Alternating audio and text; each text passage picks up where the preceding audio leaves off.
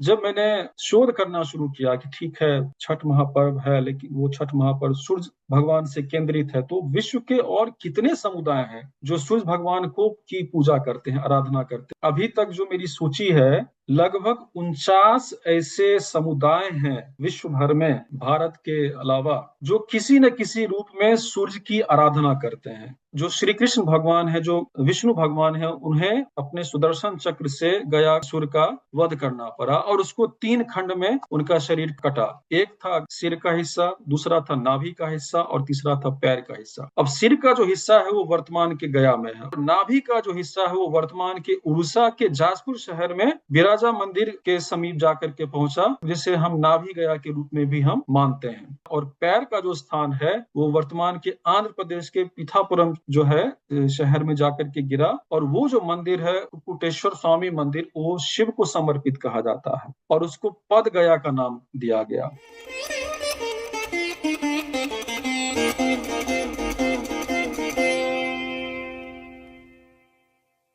संगम talk से मैं सीमा आज की इस विशेष कार्यक्रम में आप सबका स्वागत करती हूँ। आज के हमारे वक्ता है सुशांत कुमार सिंह। बिहार निवासी सुशांत सिंह एक आर्टिफिशियल इंटेलिजेंस वैज्ञानिक और रणनीतिकार हैं, जो वर्तमान में अमेरिका में एक फार्मा कंपनी में कार्यरत हैं। इन्होंने भारत और अमेरिका से पीएचडी की डिग्री प्राप्त की है। आज का विषय है छठ महापर्व, वैदिक युग से आर्टिफिशियल इंटेलिजेंस युग तक की यात्रा। यह वार्ता बताती है कि कैसे छठ महापर्व भारत के वैदिक काल से लेकर वर्तमान आर्टिफिशियल इंटेलिजेंस युग तक उसी श्रद्धा, भक्ति और समर्पण के साथ मनाया जाता रहा है। इसकी शुरुआत कार्तिक शुक्ल चतुर्थी को तथा समाप्ति कार्तिक शुक्ल सप्तमी को होती है। इस दौरान छठ के व्रती लगातार 36 घंटे का व्रत रखते हैं। इस दौरान वे पानी भी ग्रहण नहीं करते हैं। 4 दिनों तक चलने वाले इस पावन पर्व पर व्रती को लगातार उपवास करना होता है। सुशांत जी अपने व्यक्तिगत अनुभव भी साझा करेंगे और चर्चा करेंगे कैसे ये वहाँ पर भारत तक ही सीमित नहीं है,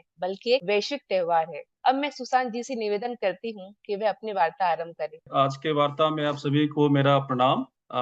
जैसा कि सीमा जी ने बताया कि आज हम लोग छठ महापर्व के बारे में चर्चा करेंगे। जब मुझे ये अवसर मिला कि मैं इस पर कुछ बात कर सकूं, अपनी बात रख सकूं, कि छठ महापर्व बहुत ही संवेदनशील माना जाता है। इसमें आप कुछ भी करते हैं तो मन में एक भाव बना रहता है कि कहीं किसी न किसी कारण से कहीं कोई त्रुटि ना हो जाए। तो वो निरंतर मेरे मन में भी चल रहा था कि मैं कुछ बात रखूं और वो बात कुछ ऐसी ना हो जो कि किसी भी रूप में गलत हो या त्रुटिपूर्ण हो। तो फिर भी मैंने अपनी तरफ से प्रयास किया। आगे यदि कहीं कुछ भूल हो जाए तो छठ माँ क्षमा करेंगे। और उसके साथ ही मैं अपनी बात शुरू करना चाहूंगा। जैसा कि अब देख रहे हैं कि छठ महापर्व वैदिक युग से आर्टिफिशियल इंटेलिजेंस युग तक की यात्रा। हम लोग जानते हैं कि छठ महापर्व की शुरुआत बहुत ही पहले वैदिक वैदिक वैदिक युग से ही इसकी शुरुआत हुई है। और कैसे हम आज आर्टिफिशियल इंटेलिजेंस युग में भी उसको उसी निरंतरता के साथ, उसी श्रद्धा के साथ हम लोग मना रहे हैं, क्या कारण है इसका, उसी पे हम लोग थोड़ी सी चर्चा करेंगे आज। और यूं तो बहुत सारे चीज, चूंकि मैं विज्ञान के बैकग्राउंड से आता हूं, तो चीजों को थोड़ा ऑर्गेनाइज रखने की कोशिश करता हूं। तो मैंने बहुत सारे जो है संदर्भ में, सूची मेरी थोड़ी लंबी है, लेकिन उसमें कुछ विषयों पे मैं ज्यादा जो है फोकस करूंगा। और आइए हम लोग शुरुआत करते हैं। जब मैं छठ महापर्व के बारे में लिखना मैंने शुरू किया, तो मुझे लगा कि हाँ, एक जो नॉर्मली जो साधारणतया लोग सोचते हैं कि हाँ, छठ महापर्व क्या है, क्यों है, कैसे मनाया जाता है, क्या क्या उसमें जो है प्रसाद होता है और वो बाकी सारी चीजें। लेकिन मेरा जो, कह सकते हैं, मेरा जो दर्शन था, वो दर्शन था कि छठ महापर्व जो आज तक हम उसी रूप में, चूंकि मैंने खुद ही बचपन से देखा है कि हम लोग किस तरह से छठ महापर्व को मनाते आ रहे हैं, तो क्यों ये निरंतरता जो बनी हुई है, आखिर इसका हमारा जो जीवन जीने का जो कह सकते हैं सिद्धांत है या फिर दर्शन है, उसके साथ मैंने जोड़ने की कोशिश की है, प्रयास किया है। उसमें यदि मैं आपको बताऊं, तो मैंने शुरुआत की है कि छठ महापर्व जो है साक्षात भगवान सूर्य की आराधना से शुरू होती है। जिस तरह से हमारा जीवन शुरू होता है, हमारा जीवन भी एक ऊर्जा का ही एक छोटा सा अंश है, और कैसे हम जीवन क्रम में विभिन्न जो है परिस्थिति स्थितियों से गुजर करके अलग अलग यात्रा करते हुए अंत में हम या तो मोक्ष को प्राप्त करते हैं, या फिर हम अपना ये जो शरीर है, भौतिक शरीर है, उसका त्याग करते हैं। तो कर्म फल तक मैंने इसको अलग अलग ढंग से जो है संजोया है। उसमें सबसे पहले जो मैं बताना चाहूंगा, आप लोगों से साझा करना चाहूंगा कि ये सर्वविदित है, और पृथ्वी पर निवास करने वाले जितने भी जीव हैं वो सभी सूर्य भगवान को साक्षात देखते हैं। वो हर सुबह हम देखते हैं, शाम में फिर वो जब संध्या हो जाता है तो वो फिर छिप जाते हैं, परंतु उनका अस्तित्व हर हमेशा बना रहता है। तो ये एक ऐसा पर्व है जिसमें साक्षात ईश्वर जो जिससे हमें जीवन प्राप्त होता है ऊर्जा के रूप में, उसकी आराधना हम लोग करते हैं। और इस महापर्व का की जो सबसे बड़ी कह सकते हैं कि खासियत है या जो अनोखापन है, वो ये है कि यदि हम भौतिकवाद को देखें तो उसमें हम कहा जाता है कि कहावत भी है कि उगते सूरज को सभी लोग जो है प्रणाम करते हैं, नमस्कार करते हैं, या जो भी है। परंतु हम लोग की सभ्यता में हम लोग उगते हुए सूरज, जिसे कि हम प्रातः काल का कहते हैं, जैसे कि जिसे उषा भी कहा जाता है, और फिर संध्या काल का जिसे प्रत्युषा कहा जाता है, यानी कि डूबते हुए सूरज, दोनों ही जो हमारे जीवन का है, चाहे कह सकते हैं उजाला या अंधकार, हम दोनों की आराधना करते हैं। क्यों करते हैं उसकी चर्चा भी हम लोग करेंगे। अब जब हमारा जीवन हमारा जब जन्म होता है, उसके बाद फिर हम जब इस पृथ्वी पर हम आते हैं, तो उसमें हम लोगों ने बचपन से कहीं न कहीं ये चीज पढ़ा है, देखा है कि 5 तत्वों की चर्चा होती है कि हमारा जो शरीर है वो 5 तत्वों से बना हुआ है, या यह पूरा जो जीवन है वो 5 तत्वों के इर्द गिर्द ही घूमता है। अग्नि है, जल है, भूमि है, आकाश है और वायु है। परंतु इसके साथ साथ एक छठे तत्व के बारे में मैं आप लोगों से साझा करना चाहूंगा कि इसके अतिरिक्त हम इस महापर्व में वनस्पति की भी पूजा करते हैं। अग्नि का समावेश होता है, जल महत्वपूर्ण जो है अंग है इस महापर्व का। भूमि की पूजा हम करते हैं, आकाश की उपस्थिति होती है, वायु होते हैं, और वनस्पति की पूजा की जाती है। तो 6 तत्व यदि हम इसको मान करके चलें, जिससे कि हमारा जीवन चलता है, हमारा जीवन चक्र है उसके ही आसपास रहता है, तो उसकी पूजा हम यहाँ पे करते हैं, उसकी आराधना करते हैं। अब पता नहीं हम लोगों में से कितने लोगों ने भागवत गीता का अध्ययन किया है, परंतु कहते हैं कि गाहे बगाहे कभी न कभी भागवत गीता की चर्चा कहीं न कहीं किसी न किसी रूप में हो ही जाती है। और या तो हम कैलेंडर पे लिखा हुआ कहीं पे देखते हैं, या कहीं और जगह लिखा हुआ देखते हैं अच्छे अच्छे उपदेश के रूप में, कि मानव जीवन के जो बहुत ही महत्वपूर्ण भाव होते हैं, जो मानव जीवन में उथल पुथल मचाते हैं, या मानव जीवन को बहुत ही सरल बना देते हैं, जैसे कि काम है, क्रोध है, मोह है, लोभ है, अहंकार है और ईर्ष्या है। कहा जाता है कि ये गुण और अवगुण, यदि हमारे शरीर में गुणों की संख्या ज्यादा होती है तो हम सज्जनता की ओर बढ़ते हैं और समाज में सकारात्मक ऊर्जा का प्रवाह करते हैं, या उसके हम सहभागी बनते हैं। लेकिन कुछ दुर्गुण हमारे अंदर होते हैं, जो जीवन काल में जैसे ही हमारा जन्म होता है, और जन्म होने के साथ जो हम पिछले जन्म के कर्मों को लेकर के हम जब आते हैं, जिसे हम भाग्य कहते हैं, वहां से हमारी जो है हमारा संघर्ष शुरू होता है कि भाग्य द्वारा अर्जित जो भी सद्गुण गुण चरित्र हम लोगों ने प्राप्त किया है, उसमें से ये जो 5 अवगुण हैं, 6 अवगुण हैं, उन अवगुणों पर कैसे विजय प्राप्त करके हम गुण को और प्राथमिकता दें, और अपने इस भौतिक शरीर में सकारात्मक ऊर्जा के प्रवाह को बढ़ाएं, और उसी प्रवाह को हम फिर समाज में जाकर के साझा करें। तो इस पूरे छठ महापर्व के दौरान जितने लोगों ने भी छठ पूजा कभी देखा होगा या उनके घर में, मैं आगे भी उसके बारे में चर्चा करूंगा कि ये एक ऐसा समय आता है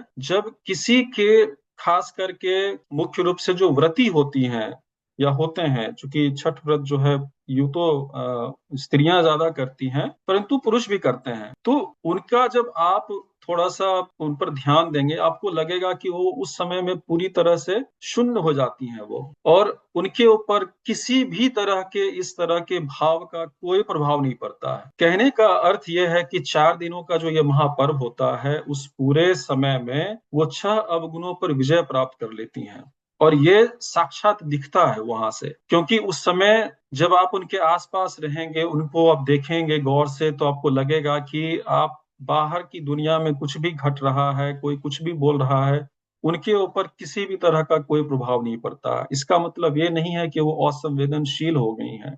इसका मतलब ये है कि उस क्षण वो उन्हीं उन सभी अवगुणों पे विजय प्राप्त करके सिर्फ एक ध्यान है, निष्ठा है, समर्पण है सूर्य भगवान के प्रति। और ये ऐसा नहीं है कि सिर्फ व्रतियों तक ही रहता है, इसमें बच्चों से लेकर के बुजुर्ग तक, कहीं पे किन्हीं को किसी भी तरह का ये नहीं है कि बच्चा है तो हाँ चलो ठीक है ऐसा हो गया, या बुजुर्ग है तो चलो ठीक है ऐसा हो गया। सभी पर यह नियम लागू होता है और सभी यथासंभव प्रयास करते हैं उन 4 दिनों में या उस पूरे पर्व के दौरान, महापर्व के दौरान, कि हम इन सब भावों से बाहर निकल करके स्वच्छ रूप से एक अच्छा, एक सकारात्मक चरित्र लेकर के हम अपने परिवार, आसपास और समाज में सिर्फ सकारात्मक ऊर्जा को हम जो है आगे बढ़ाएं। फिर ये एक ऐसा है, अभी वर्तमान युग में जिसे हम कलयुग कह ले या महाकलयुग कह ले, यहाँ सभी अपने बारे में सोचते हैं, लेकिन ये एक ऐसा पर्व है कि यहाँ कोई भी किसी को ऐसा नहीं है कि उनको उनके ऊपर थोपा जाता है,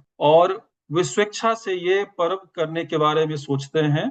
परंपरा परंपरा भी है कि जहां पर यदि घर में एक महिला करती हैं, फिर वो अगले जो है जनरेशन को कैसे वो फिर बढ़ाती हैं, वो एक अलग परंपरा है। परंतु यहाँ स्वेच्छा से कोई भी छठ कर सकते हैं, जिसको कि हम कष्ट लेना कहते हैं, क्योंकि ये पूरा का पूरा कष्ट कह सकते हैं कि हम लोग जिसे तपस्या कहते हैं तब करना हो गया एक तरह से। और ये आप अपने और अपने परिजनों के अतिरिक्त किसी और के लिए भी ले सकते हैं। उदाहरण के स्वरूप, यदि आपके कोई मित्र हैं या फिर आप अपने देश के प्रति, अपने समाज के प्रति, समाज में यदि कोई बहुत तरह का जो है नकारात्मक ऊर्जा का प्रभाव बढ़ गया है, तो उसके लिए भी आप कष्ट लेकर के ये जो है पूरा पर्व आप कर सकते हैं, ताकि आपको आपके समाज में सकारात्मक ऊर्जा का प्रभाव बढ़े। तो ये एक व्यक्ति परिवार तक ही सीमित नहीं होता है, और इसमें लोग अपने मित्र या फिर किसी और के लिए भी कष्ट लेकर के ये महापर्व कर सकते हैं। अब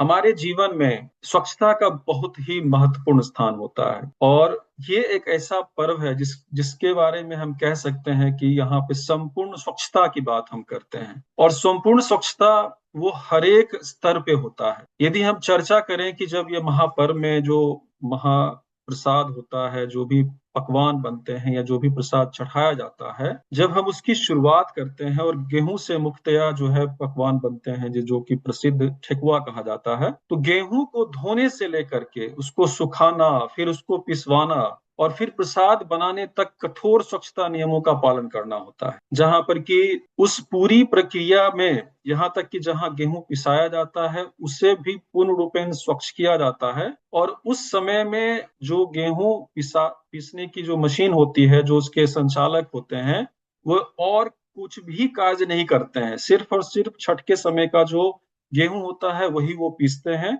पूर्ण रूपेण उसकी सफाई करके। और गांव में अधिकांशतः, जो मुझे अपने बचपन का याद है, और साधारणतया भी ऐसा ही होता है कि जिस घर में छठ हो रहा है, जिनके पास छत है, कहने का मतलब है जो समृद्ध है उनके पास अपना एक छत है, और जिनके पास नहीं भी है, तो वो दूसरे के घर के छत पे जा करके भी सब लोग मिल करके गेहूं को धो करके सुखाते हैं, और उस समय ये सुनिश्चित करते हैं कि किसी भी तरह से उस गेहूं में किसी भी तरह का, जिसको कहते हैं कि प्रदूषण नहीं हो, बाहर से किसी भी तरह का जो है वो त्रुटि नहीं आ जाए। यहाँ तक कि यह भी ध्यान रखा जाता है कि यदि चिड़िया भी ऊपर से उड़ रही है तो ऐसा नहीं है कि कुछ गिरा दे या किसी भी तरह से उसको अशुद्ध कर ले, तो वहां स्त्रियां, बच्चे या बूढ़े जो भी होते हैं बैठ करके वो एक तरह से उसकी निगरानी करते हैं। फिर उसको पिसाना हो गया।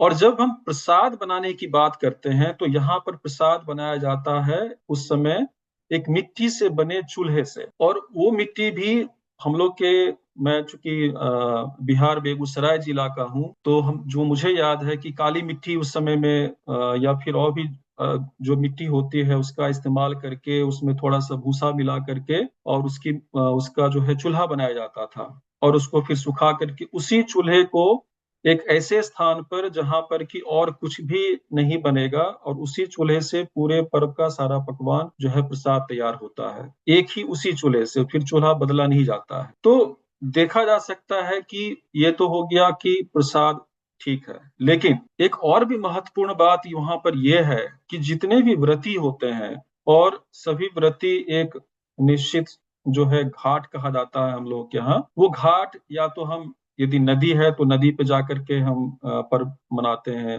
या नहीं तो कोई तालाब है, कोई झील है, और नहीं होता है तो फिर उसी गांव के आसपास सभी गांव के लोग मिल करके छोटा सा एक तालाब तैयार करते हैं जिसको घाट हम लोग बोलते हैं।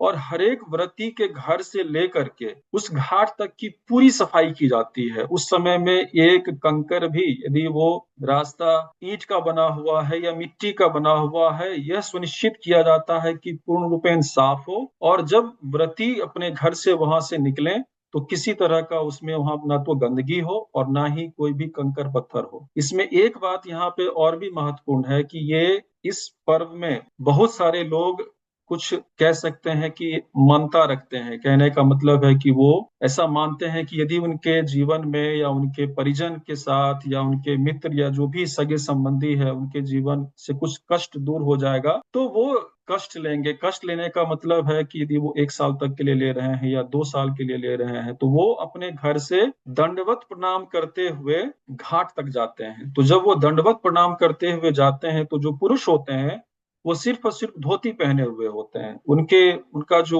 ऊपर का जो शरीर का हिस्सा होता है वो नग्न होता है। तो जब वो दंड लेते हैं तो पूरे शरीर को जो है पूरे पृथ्वी पर वो लिटा करके, और हाथ में उनके या तो लकड़ी का चाकू जैसा बना होता है या कुछ लोग जो है कील भी इस्तेमाल करते हैं, और फिर वो उंगली के पोर पर से एक रेखा खींचते हैं कि हाँ मैं यहाँ तक मैंने जो है दूरी तय की, और सूर्य भगवान को प्रणाम करते हैं वो दंड लेकर के जाते हैं। तो चूंकि उनका शरीर जो है वो नग्न होता है, अपने घर से घाट तक की दूरी कुछ भी हो सकती है, वो कुछ मीटर भी हो सकता है, कुछ 100 मीटर भी हो सकता है, या कई 100 मीटर भी हो सकता है। तो इसीलिए इस बात का ध्यान रखा जाता है कि प्रसाद बनाने से लेकर के जो छठ व्रती हैं उनके आसपास पूर्ण रूपेण संपूर्ण स्वच्छता को सुनिश्चित किया जाए। अब इस यात्रा में जब हम अपने शरीर को, हम अपने आसपास को पूर्ण रूपेण स्वच्छ करते हैं, तब आती है बात भावनात्मक शून्यता की, कि हम कैसे, अभी के समय में कहा जाता है कि मेडिटेशन है और ये है, ध्यान करना है और अपने आप को शून्यता में लेकर के जाना है। तो यहाँ भावनात्मक शून्यता से मेरा तात्पर्य है कि जो पहले दिन का, जो छठ जब शुरुआत होता है, पहला दिन होता है आपको नहाय खाए का, जिसमें कि बहुत ही प्रसिद्ध है, जिसकी चर्चा मैं करूंगा आगे जा करके, जिसमें दल कद्दू हम लोग बोलते हैं। और दूसरा होता है दिन जिसमें संध्या काल में जो है खरना किया जाता है। खरना में रसिया बनाया जाता है जो कि दूध दूध चावल और गुड़ से बनाया जाता है। जिस समय में व्रती वो खरना में जाती हैं अपनी कुल देवी छठ माता को प्रणाम करने, उनको प्रसाद अर्पित करने के लिए, और उसके बाद वो स्वयं प्रसाद ग्रहण करती हैं, उस पूरे काल में, उस काल में इसलिए बोल रहा हूँ क्योंकि बहुत ही महत्वपूर्ण वो समय होता है, पूर्ण रूपे जिसको हम लोग इंग्लिश में बोलते हैं पिन ड्रॉप साइलेंस, कि वहां पर सिर्फ लोग एक दूसरे का श्वास ही सुन पाते हैं। और कहा जाता है कि उस समय थोड़ा सा भी, थोड़ी सी भी ध्वनि, थोड़ा सा भी कुछ भी जो है वो व्रती के ध्यान को भंग कर सकता है। इसलिए परिवार के लोग भी उस समय में पूर्ण रूपेण शांत रहते हैं, और वो एक ऐसा क्षण होता है कि परिवार सामूहिक रूप से एक भावनात्मक शून्यता में जा करके, जहां किसी के मन में कोई विचार नहीं चल रहा है, और सिर्फ उनका है कि माँ है या दादी है या जो भी व्रती हैं वो ध्यान में है, वो छठ माता को जो है समर्पित है, वो उनको भोग लगा रही हैं। सिर्फ उतना ही विचार होता है, और वो समर्पण तक ही जो है विचार हमारे दिमाग में कौंधता है। उसके अलावा हमारे मन मस्तिष्क में और कुछ भी ना तो सुनाई देता है, और ना ही हमारे अंदर इस तरह की भावना जो है वो जागृत होती है कि हम उस तरह किसी किसी भी तरह का हम जो है लड़कपन करें, या फिर हम, और यहाँ बच्चे हों बूढ़े हों सभी पर ये बराबर रूप से लागू होता है, और ये लोग स्वतः करते हैं। तो इसीलिए मैंने इसको भावनात्मक शून्यता में रखा है, क्योंकि ये हमारे जीवन का महत्वपूर्ण अंग है। क्योंकि जब हम उस भाव को प्राप्त करते हैं तभी हम पूर्ण रूपेण ध्यान हम लगा पाते हैं। अब जैसा कि सीमा जी ने शुरू में बताया था कि ये 36 घंटे का लगभग पूर्ण उपवास होता है, पूर्ण उपवास होता है। उस खरना के प्रसाद को खाने के बाद से लेकर के जो हमारा सुबह का अर्घ होता है, जिसको हम लोग बेगूसराय की भाषा में भोर का अर्घ बोलते हैं, प्रातः काल का बोल सकते हैं, या उषा का जो अर्घ होता है उसको बाद जो जब समापन होता है उसको हम पारण बोलते हैं। तो उस खरना के प्रसाद को ग्रहण करने के बाद से जो व्रती होती हैं या होते हैं वो पूर्ण रूपेण उपवास रखते हैं, वो रखती हैं। लगभग 36 घंटे का यह उपवास होता है और उस उपवास काल में वो जल भी ग्रहण नहीं करती हैं। और इससे आप ये अंदाजा लगा सकते हैं कि ये कठिनतम से कठिनतम हर दिन होता चला जाता है। जब हम शुरुआत होती है उसके बाद से हर दिन जो है इस पर्व का कठिन होता चला जाता है। इसमें एक बहुत ही महत्वपूर्ण, अभी और भी सारी बातें हैं, उसमें एक चर्चा आती है आखर सूप या दौरा का। हम लोग के यहाँ सूप जो होता है वो एक तरह से कह लें कि एक ऐसा पात्र है जो बांस से बनाया जाता है, और वो भी एक बांस से बनाया जाता है। और उस सूप का या दौरा जो होता है वो गोल आकार का होता है, जिसको कि अलग अलग जो है लोग में अलग अलग कह सकते हैं कि स्थान पे अलग अलग नाम दिया जाता है। हम लोग बिहार में उसको दौरा बोलते हैं, ये बेगूसराय में हम लोग दौरा बोलते हैं उसको। और उसका निर्माण डोम समुदाय के द्वारा किया जाता है। और वो डोम समुदाय जिस बांस से उस सूप या दौरे का निर्माण करते हैं उसके बाद उस पे कुछ नहीं किया जाता है, सिर्फ उसको पानी से धोया जाता है। ऐसा नहीं है कि उसको हम जो साधारणतया होता है कि हम उसमें हल्दी लगा दिए या फिर हम किसी और चीज से हम धो लिए या हम गोबर लगा दिए, कुछ भी वहां पर नहीं होता है। इसीलिए उसको आखर सूप बोला जाता है,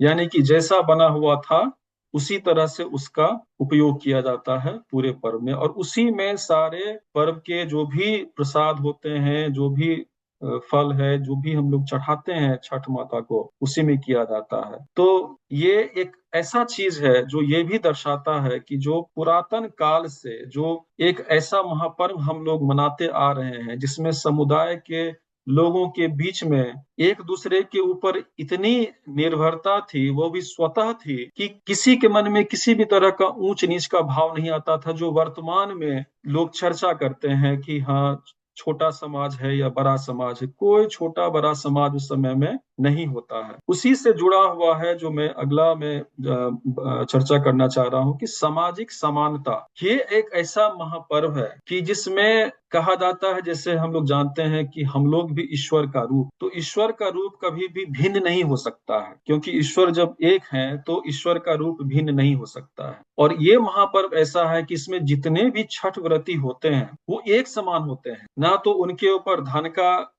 यदि वो धनी भी हैं तो भी कोई उनको उस रूप में ना देखता है, ना ही व्रती उस रूप में अपने आप को प्रस्तुत करते हैं। या समाज के किसी भी वर्ग से आते हैं, समुदाय से आते हैं, उस दिन उस पूरे महापर्व के दौरान सभी एक समान होते हैं। तो वो एक पर्व ऐसा भी है जो यह बताता है कि हम समाज में एक साथ मिलकर के रहते हैं और मिलकर के ही हमको रहना चाहिए। तो ये सब जो अद्भुत चीजें हैं जिसके कमी के कारण ही आज कलयुग महाकलयुग में हम हैं, ये सारी चीजें इसमें जो है वो समाहित है। अब हम आते हैं जो सबसे महत्वपूर्ण हिस्सा है, मेरे लिए तो व्यक्तिगत रूप से है ही, हम लोग कहते हैं शक्ति स्वरूपा स्त्री। सनातन धर्म में हम लोग स्त्री की ही पूजा करते हैं। जितने भी पर्व महापर्व आप देख ले हम लोगों के होते हैं, उसमें अधिकांश में हम लोग शक्ति स्वरूपा स्त्री की ही पूजा करते हैं। चाहे अभी दशहरा गया हो या कोई भी पूजा होता है, माँ सरस्वती है, माँ काली है, माँ दुर्गा है, कोई भी है, उनकी हम पूजा करते हैं। उन्हीं का रूप स्त्री है। और ये महापर्व ये भी बताता है कि इतना जो कठोर नियम है जिसका कि पालन करना है, वो सिर्फ स्त्री ही कर सकती है। पुरुष करते हैं लेकिन स्त्री, और कब ये शुरू हुआ, किन्होंने किया, उसकी भी चर्चा हम करेंगे। लेकिन स्त्री में वो हर गुण धर्म है और वो शक्ति है, चूंकि वो माता की साक्षात वो एक अंश होती है। तो ये महाकर्म, मैंने इसको महाकर्म मैं मानता हूँ, वो स्त्री ही कर सकती हैं। और हमारे समाज में ये भी कहा जाता है, बहुत तरह की प्रथा बोली जाती है कि हाँ घूंघट प्रथा है या जो भी है, ये दिन ऐसा होता है कि वो स्त्री किसी के रिश्ते में कुछ भी लगे या नहीं भी लगे, हर लोग, हर उम्र के लोग, हर हर कह सकते हैं कि समुदाय के लोग उस व्रती का चरण स्पर्श कर प्रणाम करते हैं और उनसे आशीर्वाद की अपेक्षा रखते हैं, और वो आशीर्वाद को वो सर्वोपरि मानते हैं। अब जब इतनी सारी बातें हो जाती हैं तो सनातन धर्म में हम लोग ये देखते हैं, या यदि हम विश्व की भी बात करें तो उसमें अलग अलग पूजा पद्धति होती है। ये एक ऐसा महापर्व है जहाँ इसकी कोई लिखित विधि नहीं है कि हाँ आपके पास, मैं तो लगभग 50-60 मैंने सोर्सेस जो है शोध के लिए मैं ढूंढा, किताब ढूंढा, बहुत जगह ढूंढा, या बचपन से भी मैं देखता रहा हूँ, कहीं हम लोग के पास वो लिखित विधि नहीं मिलती है कि हाँ छठ महापर्व मनाने की विधि। और इसमें कोई पुरोहित नहीं होते हैं, जैसे बहुत सारे हमारे इस तरह के पूजा होते हैं, संस्कार पद्धति होती है, जो कि महापर्व का रूप ही अलग है। यहाँ पर किसी भी पुरोहित की आवश्यकता नहीं होती है, स्वयं की गई साधना है। अर्थात हमारे जीवन में जब हमारा जन्म होता है तो हम अपने जीवन में सफल और असफल होते हैं, वो हमारे स्वयं की गई साधना से होती है। बाकी सहयोगी होते हैं, तो वो यहाँ पे मैंने इसलिए इसका शीर्षक रखा कि स्वयं की गई साधना। ये जो इतनी कठिन साधना है, 4 दिन का महापर्व और उससे पहले और बाद की, उसमें हमें किसी की आवश्यकता नहीं होती है, किसी पुरोहित की जो कि हमें बताए ऐसे करना है। आप समर्पण भाव से सारा चीज करते हैं और स्वयं ही करते हैं। अब ये सारी चीजें हो जाने के बाद अंत में है कि कहा जाता है कि हम लोग कुछ भी करते हैं तो हमारे मन में अपेक्षा होती है, लेकिन हमारे सनातन धर्म में कहा जाता है कि कर्म करते जाओ और फल की चिंता नहीं करो, और कर्म और कार्य दोनों अलग अलग होता है। और यहाँ मैंने कर्म फल की चर्चा की है। कोई भी त्रुटिहीन कर्म, कोई भी हम कर्म करते हैं, वो कर्म फलित ही होता है, उसका फल होना ही होना है। हम यदि भौतिक विज्ञान की बात करें, भौतिक शास्त्र की बात करें, तो वहाँ जो क्रिया के बराबर और विपरीत प्रतिक्रिया होती है का नियम है, और एनर्जी अपने एक जो है रूप से दूसरे रूप में परिवर्तित होता है, कभी समाप्त नहीं होता है। तो जब हम कोई भी कर्म करते हैं तो ऐसा नहीं है कि शुरू हुआ खत्म हो गया, वो अपना फल देगा ही देगा। इस महापर्व में जो वैदिक युग से अभी तक चला आ रहा है वो है कि त्रुटिहीन कर्म यदि हम करते हैं तो वो फल प्राप्ति देता ही देता है, और त्रुटिपूर्ण कर्म भी हम करते हैं तो वो दंड प्राप्ति देता है। और ये ऐसा पर्व है कि दोनों ही हम स्वीकार करते हैं। यहाँ मैंने शुरू में ही कहा कि मेरे अंदर भी एक भाव था कि कहीं मुझसे कोई त्रुटि ना हो जाए, तो इस पूरे महापर्व में जितने भी व्रती होते हैं या इस व्रती से जुड़े हुए जितने लोग होते हैं, सब के मन में भाव होता है कि कोई त्रुटि नहीं रहे। लेकिन कहीं ना कहीं यदि किसी से त्रुटि जाने अनजाने हो जाती है और उनको इस बात का अनुभव होता है, तो वो मान लेते हैं कि ठीक है, छठ माता के सामने गलती हो गई, इसका दंड तो मुझे भोगना ही होगा, और वो उस दंड को भोगने के लिए खुद को समर्पित भी करते हैं। तो जीवन का ये चीज कि हम सफलता भी स्वीकार करें, अर्थात अच्छे फल भी स्वीकार करें, और हमारे कर्म के द्वारा यदि हमको असफलता मिलती है त्रुटिपूर्ण कर्म के द्वारा, तो हम उस असफलता को भी ससादर स्वीकार करें। तो ये पूरा कह सकते हैं कि पूरा जीवन ही है यदि मेरे दृष्टिकोण में मैं कहूँ। और इसीलिए मैंने इसको एक जगह रखा ताकि मैं जितने भी श्रोता हैं, दर्शक हैं, उनसे मैं साझा कर सकूं। इसके अलावा अब हम लोग जो इस पे और भी बहुत सारी मुख्य बातें हैं, मैं उस पर आगे चर्चा करना चाहूंगा। यहाँ आप देखेंगे कि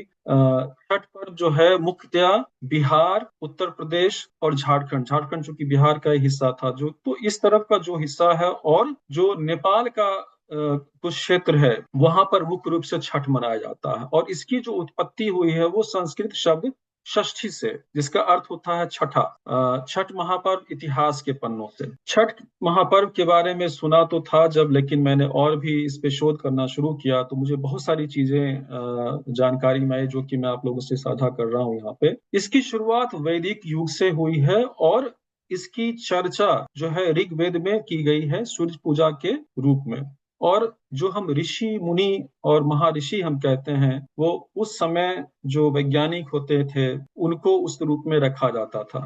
तो वो कुछ भी कार्य करते थे तो उसकी विधि होती थी, जिसको कि हम वर्तमान में रिसर्च मेथड्स बोलते हैं साइंस में। हर एक प्रक्रिया की विधि होती थी, और उस विधि को जो है बिना त्रुटि के करने के बाद उसमें जो भी हमारा एक जिस उद्देश्य से हम कर रहे हैं उस उद्देश्य की प्राप्ति होती थी। तो इसकी चर्चा ऋग्वेद में भी की गई है, जहां पर कि सूर्य की पूजा की विधि बताई गई है, और सूर्य की पूजा का जो है वहां पर विवरण दिया हुआ है। और उस समय में जो है सूर्य सूर्य भगवान के बारे में कहा जाता है कि उनकी दो पत्नियां हैं, उषा और प्रत्युषा, यानी कि जो है संध्या काल और फिर प्रातः काल जिनको बोल सकते हैं। और उसी में से जो छोटी जो पत्नी है जिनको कि उषा काल कहा जाता है, उनको छठी माता के रूप में भी जो है उस समय में कहा गया है। एक चीज और भी जानकारी में आए कि मिथिलांचल जो है हमारे बिहार में, वहाँ जो कई जगह संभवतः उनको राना माई के नाम से भी पूजा जाता है। तो ये तो एक है कि वैदिक युग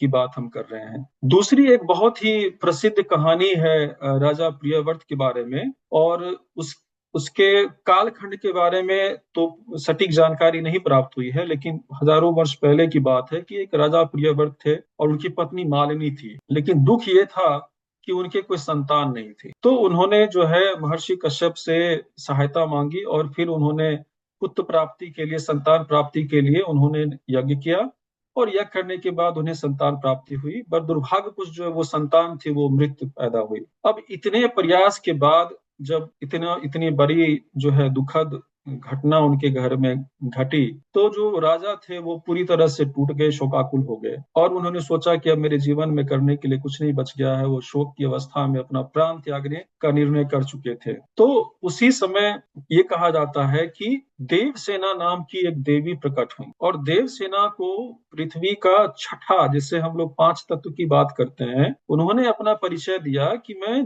देवी षष्ठी हूँ और ब्रह्मांड के छठे भाग का अवतार। संभवतः वो भाग जो है, जो प्रकृति हम बोल सकते हैं या वनस्पति बोल सकते हैं, मैं कुछ नहीं कहना चाहूंगा क्योंकि ये जो लिखा हुआ मैं वही बोल रहा हूँ, जो और जानकारी होगी तो मैं साझा करूंगा। तो जो मानस कन्या थी देवसेना, उन्होंने कहा कि तुम मेरी आराधना करो पूर्ण जो है समर्पण भाव से, और तुम्हें संतान सुख प्राप्त होगा। और राजा प्रियव्रत और उनकी पत्नी ने वैसा ही किया और अंततः उनको संतान सुख प्राप्त हुआ। यहाँ एक जो महत्वपूर्ण बात है, छठ के बहुत सारे गीत हैं जिसमें जो है पुत्र और पुत्री के बारे में, संतान जो है दोनों को एक साथ मिला करके हम बोलते हैं, उसके बारे में कहा था कि अपने संतान प्राप्ति के लिए, संतान के सुख के लिए, जो है मंगल के लिए किया जाता है। तो हम उस चीज की जानकारी यहाँ से भी ले सकते हैं। अब आते हैं हमारे इतिहास पर, जो लिखित हमारे इतिहास है, महाभारत और रामायण।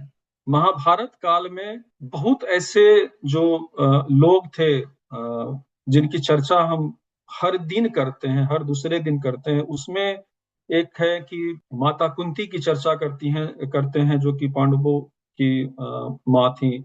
भगवान सूर्य के पुत्र कर्ण की चर्चा करते हैं, श्री कृष्ण भगवान की चर्चा करते हैं। तो उस समय ये कहा गया है कि बाकी लोग तो जो थे करते ही थे सूर्य की पूजा, लेकिन चूंकि जो श्री कर्ण थे सूर्य भगवान के पुत्र, वो नित्य दिन, हर दिन सूर्य भगवान की पूजा किया करते थे। और एक कार्तिक महीने के दौरान वो शुक्ल पक्ष में, जो कि अभी पक्ष जो है जिसमें छठे दिन में हम लोग छठ पूजा जो है मनाते हैं, विशेष पूजा करते थे। और कर्ण चूंकि अंग प्रदेश के राजा थे, जो वर्तमान बिहार का भागलपुर मुंगेर का क्षेत्र है, तो आप समझ सकते हैं कि आगे जब हम चर्चा करेंगे तो बिहार में छठ का इतना महत्व क्यों है, या ये छठ पर्व बिहार से इतना क्यों और कैसे जुड़ा हुआ है, उसमें आप ये भी देख सकते हैं कि कर्ण का संभवतः सबसे ज्यादा योगदान रहा होगा उनका, कि वो सूर्य पुत्र थे, सूर्य की आराधना करते थे, और वो अंग प्रदेश जो वर्तमान में बिहार में जो है भागलपुर और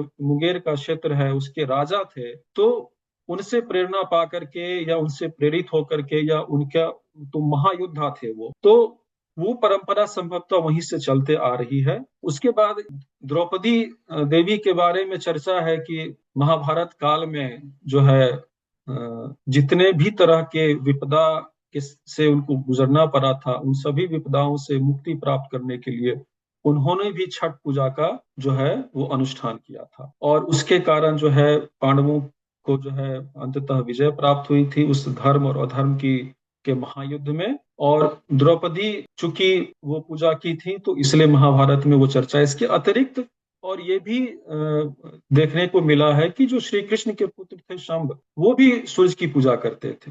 तो छठ की पूजा सूर्य भगवान के ही इर्द गिर्द घूमती है, क्योंकि हम सूर्य भगवान की पूजा करते हैं और उषा की पूजा करते हैं, प्रत्युषा की पूजा करते हैं, उनको समर्पण भाव जो हम देते हैं। अब आते हैं रामायण की चर्चा के बारे में। रामायण में भी ये सर्वविदित है कि जो श्री राम थे उनको 14 वर्ष का वनवास काटना पड़ा था, जो कि कोई साधारण कार्य नहीं है। और 14 वर्ष में क्या क्या हुआ, मुझे लगता है कि भारत का बच्चा बच्चा जानता है, या फिर विश्व में जितने भी लोग सनातन सभ्यता से जुड़े हैं वे सभी लोग जानते हैं। तो जब वनवास पूरा हुआ और सभी जो है वापिस आते हैं, रावण का वध होता है, फिर वो लोग वापिस आते हैं अपने अयोध्या में, तो माता सीता ने भी जो है छठ पूजा के लिए जो है वो व्रत किया था। और इस तरह से जो है वैदिक युग से लेकर के रामायण जो हमारा इतिहास है, उसके बाद अभी देख सकते हैं कि रामायण आज से हजारों वर्ष पहले की घटना है। और आज वर्तमान में 21वीं शताब्दी में जब हम लोग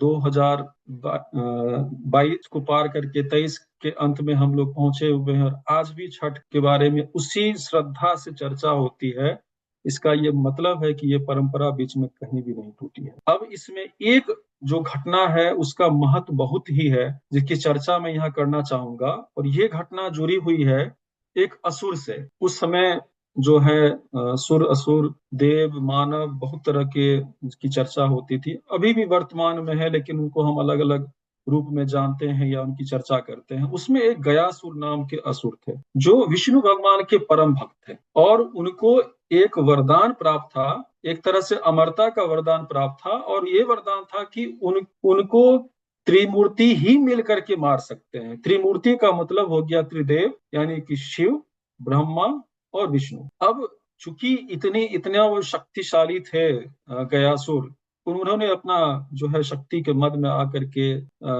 देवों पर आक्रमण किया, मानवों पर अत्याचार करना शुरू किया। सो पृथ्वी लोक से लेकर के देवलोक तक पूरा त्राही त्राही हो चुका था। सभी लोग मिल करके विष्णु जी के पास गए कि भाई वो तो आपके परम भक्त हैं, अब इतना परेशान करके रखा हुआ, उनका तो कुछ उपाय करना होगा। तो चूंकि वो वरदान ही ऐसा था कि बिना तीनों देव मिलकर के उसका वध नहीं कर सकते थे, अब तीनों देव को अंततः वह निर्णय लेना पड़ा कि नहीं, अब तो ये अति से भी अति हो गया है, अब इसका वध करना अति आवश्यक हो गया है। तो ऐसा कहा गया है कि वो तीनों जो देव हैं हमारे, शिव जी, ब्रह्मा जी और विष्णु जी, उन्होंने ब्राह्मण का रूप धरा, और ब्राह्मण का रूप धर करके गयासुर के पास गए। बोले कि गयासुर, हम लोग यज्ञ करना चाहते हैं, और तुम्हारे छाती पर, तुम्हारे वक्ष पर हम लोग जो है यज्ञ वेदी बनाएंगे और वहीं पर यज्ञ करेंगे। गयासुर भी चूंकि वो परम भक्त थे, उनको कहीं न कुछ आभास था, वो तैयार भी हो गए कि हाँ ठीक है कीजिए। और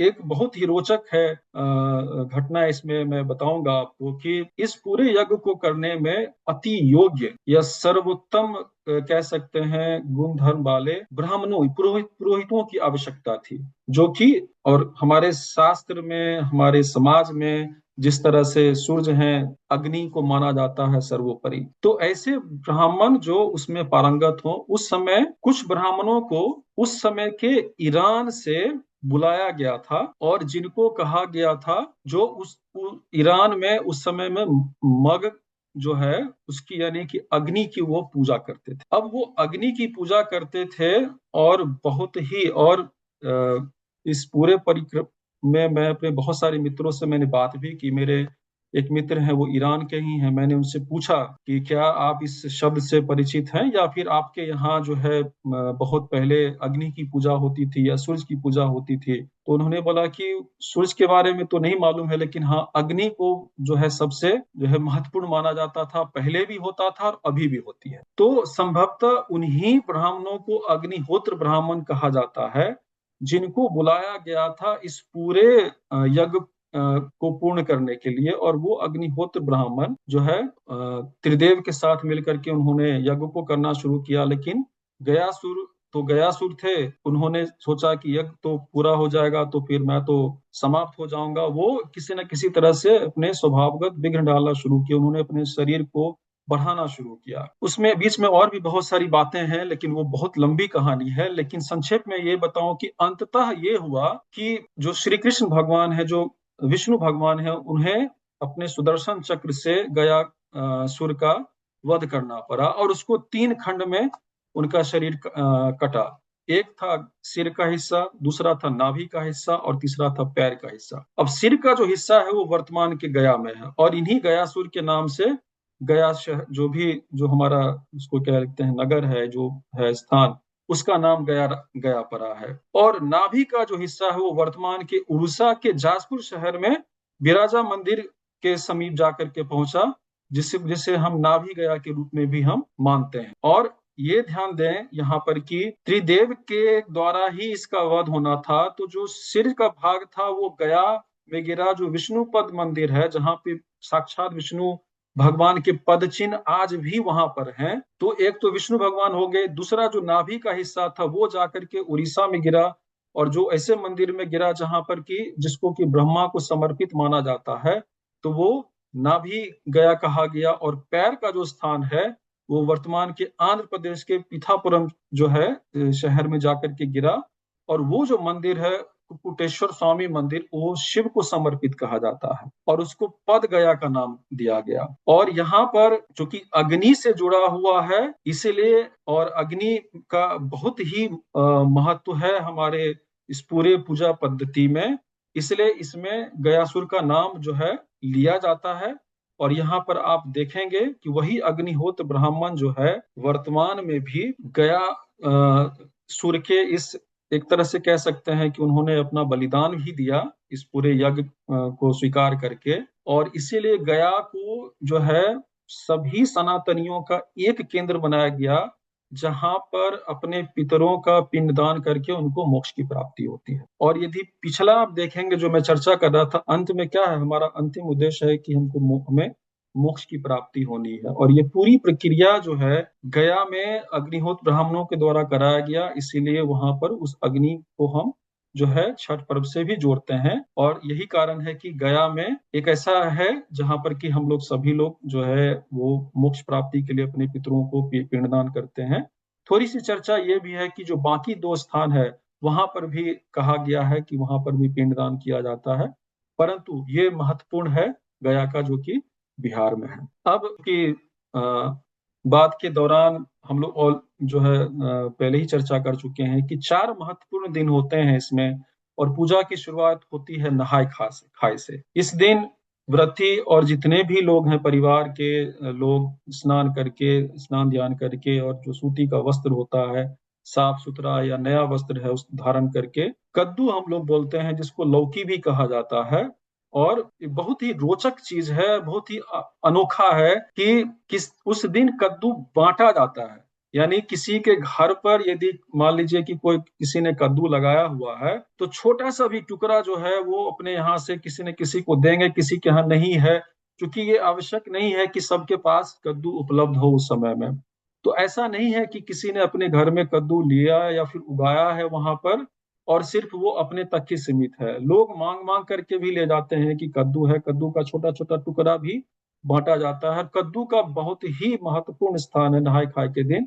हम लोग दल कद्दू बोलते हैं उसको। दल कद्दू मतलब दाल और कद्दू, और दाल जो है वो चने का होता है और चने के दाल और कद्दू के साथ वो बनाया जाता है। और फिर चावल के साथ उस दिन प्रथम दिन जो है नहाय खाए होता है। फिर द्वितीय दिन जो होता है वो संध्या काल का होता है, जिससे कि हम खरना बोलते हैं, जिसकी चर्चा भी मैंने की। उसमें खीर हम लोग साधारणतया बोलते हैं और जो दक्षिणी भाग है उसको पायसम भी बोला जाता है और बांग्ला में भी बोला जाता है, लेकिन इसको हम लोग रसिया बोलते हैं। खरना के जो प्रसाद होता है, और हर प्रसाद अद्भुत होता है। और ये रसिया दूध, उसके बाद गुड़, और जो चावल होता है उसमें और भी यदि आप मेवा वगैरह डालते हैं तो वो एक अलग चीज है। और फिर वो खरना होता है। खरना की चर्चा मैंने की कि कैसे उस समय में जब व्रती पूर्ण रूपेण शांत होकर के जो है माता छठ की आराधना कर रही होती हैं, पूर्ण रूपेण शांति होती है। फिर जो तीसरा दिन होता है वो संध्या अर्घ का होता है। हम लोग संध्या अर्घ भी बोलते हैं उसको बेगूसराय में, बिहार में, जिससे प्रत्युषा भी आप कहते हैं, जो शिव भगवान की जो एक पत्नी है, संध्या का प्रतीक है। वो संध्या काल में हम लोग फिर सर पे दौरा लेकर के परिवार का कोई भी सदस्य, जिसमें कि सभी प्रसाद होते हैं, फल जो भी है, और वो दौरा घर से लेकर के घाट तक इसी तरह से खाली पैर सर पे लेकर के जाना होता है। बीच में आप उसको नीचे नहीं रख सकते हैं। तो ये भी कोई साधारण चीज नहीं होता है। और यही चीज फिर हम लोग सुबह में करते हैं। और संध्या में फिर सभी लोग जो भी छठ व्रती होती हैं उनको अर्घ दिया जाता है। कुछ लोग जल से अर्घ देते हैं, कुछ लोग दूध से अर्घ देते हैं। और उसमें कहीं भी कोई बंधन नहीं है कि आप अपने ही माता या दादी जो कर रही हैं या कोई भी कर रहे हैं उनको अर्घ दे सकते हैं। कोई भी किसी के भी जो है डाले पर जा करके, डाला हम लोग बोलते हैं उसको, डाले पे जा करके वहां पर वो अर्घ दे सकते हैं। वहां पर कोई ये नहीं है कि नहीं वहां नहीं जाना है या कोई मेरे यहाँ क्यों आ गया। देखेंगे तो सब लोग ये भी रहता है कि हाँ जितना अर्घ दिया जाए उतना अच्छा है। तो यहाँ पर वो एक तरह से पूरा सामाजिक जो है वो पूरा पर्व होता है। और चौथा दिन जो होता है उषा भोर का अर्घ, ये तो बहुत कारणों से अद्भुत हो जाता है, क्योंकि सुबह सुबह सबको उठना होता है। ठंड का समय, अभी तो खैर परिवर्तन हो गया है, लेकिन उस समय में पूरा लगता था कि जैसे एकदम बर्फ का पानी है और उसमें सभी को स्नान करना है। और सुबह सुबह स्नान करना, वस्त्र धारण करना, नया नया वस्त्र पहनना, और फिर चाहे बच्चा हो बूढ़ा हो कोई भी हो, सबको वो करना है। और फिर सुबह जाकर के जो है सुबह का अर्घ, जिसको कि हम लोग भोर का अर्घ कहते हैं हम लोग बिहार की भाषा में, वो देना होता है। और फिर लौटते समय में जो होता है वो व्रतियां वो भूमि का पूजन करते हो जाती हैं। और इतना दिन जो हम लोग जो छठ में जो चना वना जो चढ़ाया जाता है वो लगभग अपूर्णे के स्थान पे होता है। तो कुछ चना, या देखेंगे कि बहुत लोग वहां पे अपने जो है मिट्टी पे ये कर देते हैं, वो बाद में फिर जो है वो फलित होता है वो। तो ये चार महत्वपूर्ण जो है दिन होता है महापर्व का। अब जब हम छठ महापर्व की बात करते हैं तो उसमें प्रसाद की चर्चा होती है।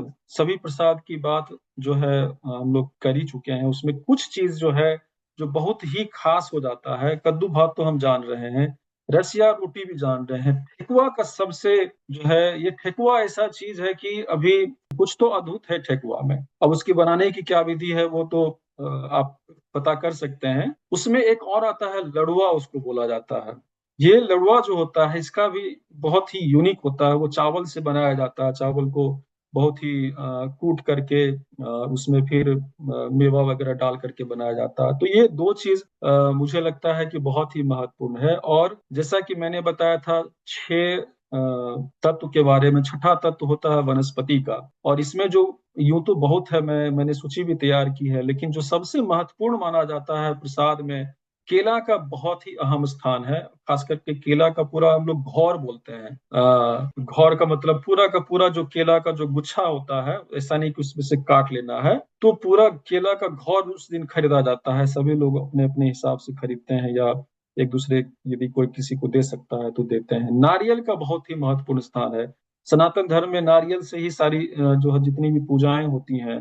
लेकिन यहाँ पे दोनों तरह का नारियल होता है, जो कच्चा नारियल है वो भी, सूखा नारियल है वो भी। केतारी हम लोग बोलते हैं जिसको गन्ना कहा जाता है, उसका बहुत बड़ा, हर एक, अब देखेंगे कि जो सूप होता है हर एक सूप पर केतारी का रहना रहना ही है। ये जो चार फल देख रहे हैं इसके अलावे भी बहुत सारा चीज ऐसा है जो इतना, जिसके बारे में हम बाकी दिनों में चर्चा नहीं करते हैं। उसमें एक सुथनी आता है जिसकी चर्चा हम बाकी दिनों में नहीं करते हैं। उसमें फिर ओल आता है, और भी बहुत सारी चीजें हैं। तो आप देखेंगे कि जो जल का स्थान हो गया घाट, पृथ्वी का स्थान हो गया जिसकी हम पूजा करते हैं, आकाश का हो गया, अग्नि का हो गया, और वनस्पति का हो गया। वनस्पति में संभवतः शायद ही कुछ बच जाता है जिस दिन हम उसकी पूजा नहीं करते हैं, या उसका हम जो है प्रसाद के रूप में हम छठ माता को हम नहीं अर्पित करते हैं। और अधिकांश जो है वो जो स्थानीय होता है वही आपको मिल जाएगा। ऐसा नहीं है कि बाहर से आपको मंगवाना होता है।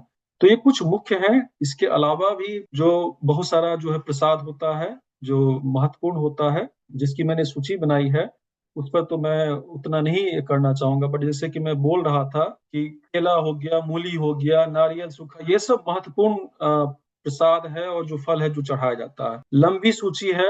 अब बात आती है, सीमा जी ने शुरू में बताया था कि कैसे ये पर्व जो है भारत से होकर के विश्व में। मैं तो भारत में रहा, भारत के बहुत सारे राज्यों में गया, बहुत सारे मेरे मित्र हैं अलग अलग राज्यों के। फिर मैं जो चाइना में कुछ समय तक एक कॉन्फ्रेंस में था, फिर यूएस में पिछले 12 वर्षों से हूँ।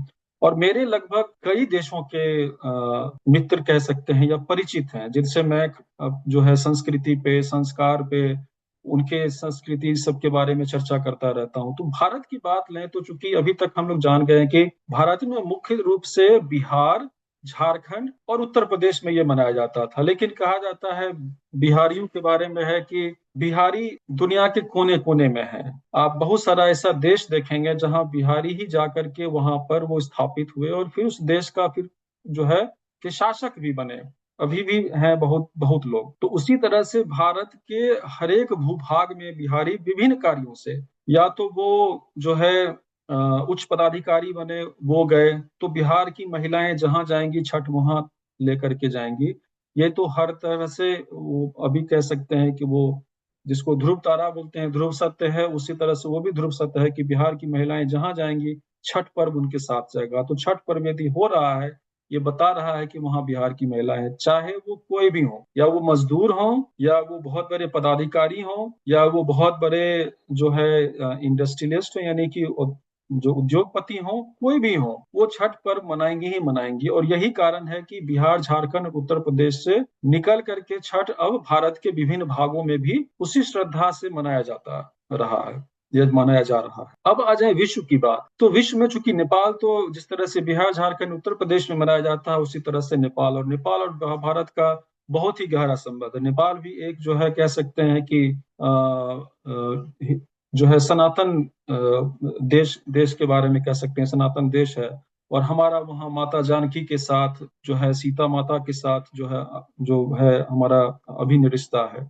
तो नेपाल तो है ही, उसके अलावा जहां जहां बिहारी गए हैं, मॉरिशस है, यूएसए है, फिजी है, और इसमें से बहुत सारे ऐसे जगह हैं जिनके बारे में मैं स्वयं जानता हूँ, मेरे बहुत सारे परिचित लोग हैं उन देशों से। तो हर एक जगह जो है अब छठ जो पूजा मनाया जाता है, छठ महापर्व मनाया जाता है। इसमें जो बहुत ही अद्भुत चीज मैं आपसे साझा करूंगा कि जो मुझे खुद इस पूरी प्रक्रिया में मैं खुद जान पाया, मुझे पहले से पता नहीं था। जब मैंने ये शोध करना शुरू किया कि ठीक है छठ महापर्व है, लेकिन वो छठ महापर्व सूर्य भगवान से केंद्रित है, तो विश्व के और कितने समुदाय हैं जो सूर्य भगवान को की पूजा करते हैं, आराधना करते हैं, या विश्व में ऐसे कितने देश हैं जो एक राष्ट्र स्तर पर इसकी पूजा करते हैं। उसमें अभी तक जो मेरी सूची है, लगभग 49 ऐसे समुदाय हैं विश्व भर में, भारत के अलावा, जो किसी न किसी रूप में सूर्य की आराधना करते हैं। और अभी मुझे लगता है वो सूची बढ़ती जाएगी। यहाँ मैं कुछ चर्चा करना चाहूंगा। और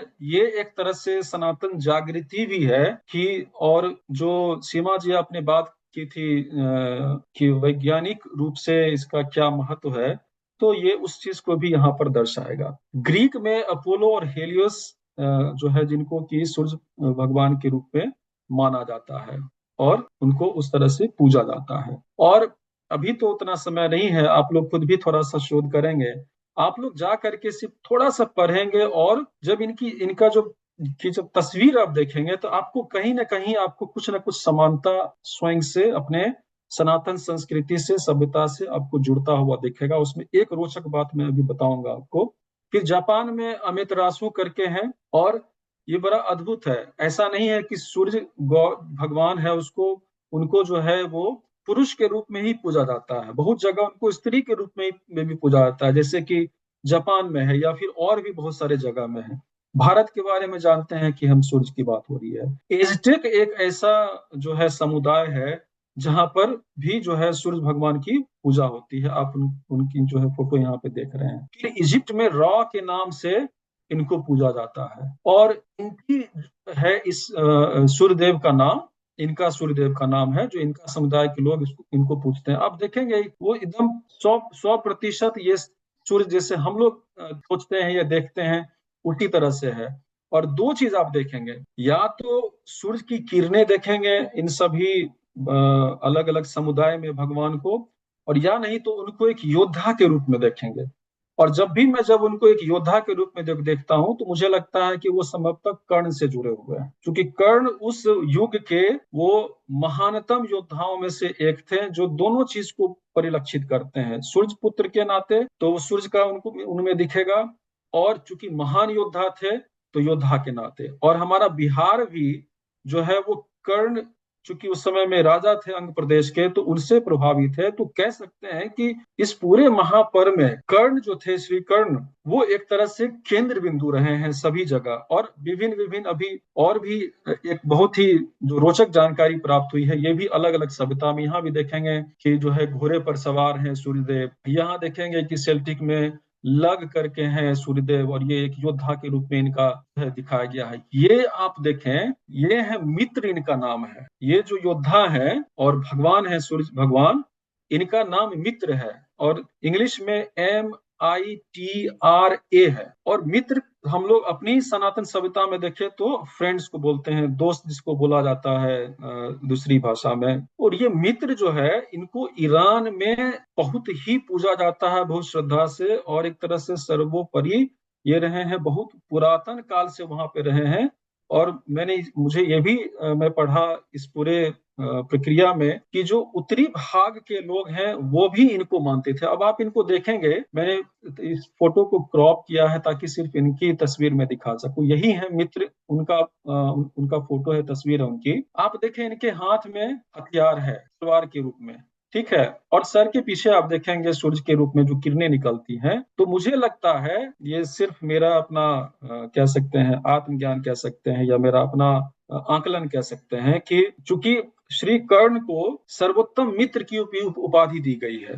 कहा जाता है कि मित्र हो तो कर्ण जैसा हो। और ये जो भगवान है सूर्य भगवान, इनका नाम ही मित्र है। तो हो सकता है कि श्री श्री कर्ण जो थे, उनका बहुत ही बड़ा प्रभाव था उस क्षेत्र में, ईरान, उस समय के ईरान में, जिसको आज तक भी लोग, और जो मैंने चर्चा की कि मैंने अपने मित्र से पूछा था कि वो जो कुछ लोग हैं जो अग्नि की पूजा करते हैं, तो ये दोनों चीज है ईरान से जुड़ा हुआ कि मग जो कि अग्नि का द्योतक है, और उसी मग से संभवतः मगध का नाम जो है आया है, क्योंकि वो अग्नि को पूजने वाले जो सर्वोत्तम उच्च कोटि के ब्राह्मण थे, उनको बुलाया गया था इस गयासुर का वध करने में सहयोग करने के लिए। तो आप देख सकते हैं कि जब हम छठ महापर्व की बात करते हैं, सूर्य की पूजा की बात करते हैं, आराधना की बात करते हैं, और जैसे जैसे हम सूर्य भगवान से जुड़ते जाते हैं, उनके बारे में जानकारी प्राप्त करते हैं, ये ऐसे भगवान हैं जो साक्षात हैं और विश्व के कोने कोने में है, और कहीं ना कहीं ये हमारी सभ्यता में सबको एक साथ जोड़ करके दिखाता है कि ये संभव है कि जो पुरातन काल था वो सनातन ही था, और समय के साथ साथ जो है अलग अलग चीज जो है फिर से नए नए लोग आए, फिर नई नई चीजें वहां पर जो है शुरू हुई। अब छठ महापर्व के दौरान घटित कुछ दैवीय प्रसंग, जब शुरू में मैंने जब इस बात को रखा, उसमें मैंने ये कहा कि कर्म जो होता है, त्रुटिपूर्ण कर्म भी अपना फल देता है, और त्रुटिहीन कर्म भी अपना फल देता है। ये एक ऐसा महापर्व है जिसके बारे में शुरू से कहा गया है वैदिक युग से कि आपको फल की प्राप्ति होनी ही होनी है इसमें। और इसमें ये भी मैंने चर्चा की कि हरेक जो व्रती होते हैं वो एक समान होते हैं। ऐसा नहीं है कि कोई छोटा है, बड़ा है, कोई किसी के पास शक्ति आ गई, किसी के पास शक्ति नहीं है, ऐसा कोई नहीं है, सब समान है। तो मैं एक घटना की चर्चा सिर्फ यहाँ करना चाहता हूँ, मेरा अपना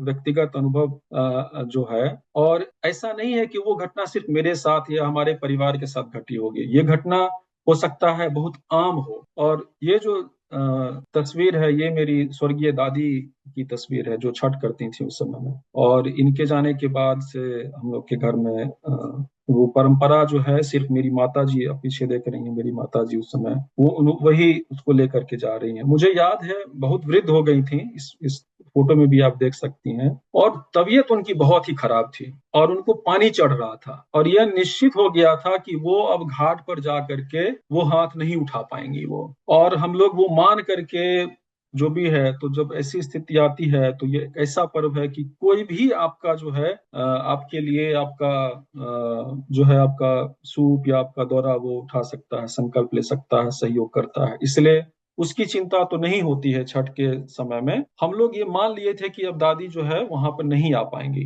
लेकिन छठ जब शुरू हो गया तो करना तो है ही। और हम लोग सभी लोग जो है दौरा लेकर के हम लोग घाट पर पहुंचे, और वो शुरू ही होने वाला था कि हम लोग देखे कि दादी उधर से जो है चलते हुए आ रही स्वतः। और ये एक बार नहीं हुआ, ये कई बार हुआ। तो जब इस तरह की घटना घटती है तो वो बहुत सारा चीज बताता है, उसको हम लोग मैंने दैवीय प्रसंग इसलिए कहा क्योंकि जो भी इस घटना के प्रत्यक्षदर्शी हैं वो जानते हैं कि उनकी स्थिति क्या थी, और हम लोग ये मान लिए थे कि वो नहीं आ पाएंगी। पानी चढ़ रहा है उनको, वो उठ नहीं पा रही हैं, बोल नहीं पा रही हैं, सब चीज है, लेकिन फिर भी जैसे ही वो हम लोग अर्घ देने की बात, मतलब वो शुरू ही हो रहा है कि उधर से दादी जो है वो चलते हुए आ रही है। ऐसा भी नहीं कि उनको उठा करके लाने की बात है, चलते हुए आ रही है वो। और जो भी आज देख रहे होंगे या जो कल को इस रिकॉर्डिंग को सुनेंगे सुनेंगे मुझे लगता है कि जितने छठ व्रती हैं सभी के परिवार में कुछ न कुछ इस तरह की घटना घटी ही होगी। और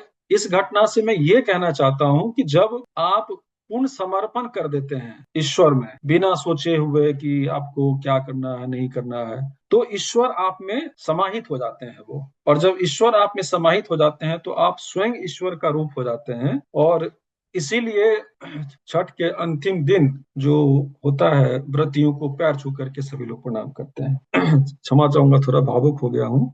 तो खैर, अब हम आते हैं आर्टिफिशियल इंटेलिजेंस युग में छठ कहाँ पर है। तो वो तो हम लोग शुरू से देख चुके हैं कि आज भी उसी श्रद्धा, उसी भक्ति भाव, समर्पण से सभी लोग मनाते हैं। इसमें एक रोचक चीज मैं आप लोगों से साझा कर रहा हूं। अभी पूरे विश्व में जेनरेटिव एआई की चर्चा हो रही है और पूरा विश्व इसके इर्द गिर्द है। जेनरेटिव एआई जो है आर्टिफिशियल इंटेलिजेंस का एक बहुत महत्वपूर्ण हिस्सा है, जिसमें अब दुनिया के हर कोने में चर्चा हो रही है। तो मैंने सोचा कि चलो मुझे भी इस जो है टेक्नोलॉजी का इस्तेमाल करके देखना है कि छठ के साथ कैसे हम इसमें देखते हैं। तो इसमें क्या होता है, इस तकनीक में आपको वो एक आर्टिफिशियल इंटेलिजेंस टूल है, आप उसको बताएंगे। जैसे मैं आपसे किसी से भी आपसे बोलूंगा कि आप क्रिकेट के एक्सपर्ट हो, अब आप मुझे ये बताओ कि जब यॉर्कर बॉल आएगा या नो बॉल आएगा तो आप उसको कैसे खेलोगे। तो ये जो टूल है वो सोचने लगता है, वो ये सोचता है कि मैं क्रिकेटर का एक्सपर्ट हूँ।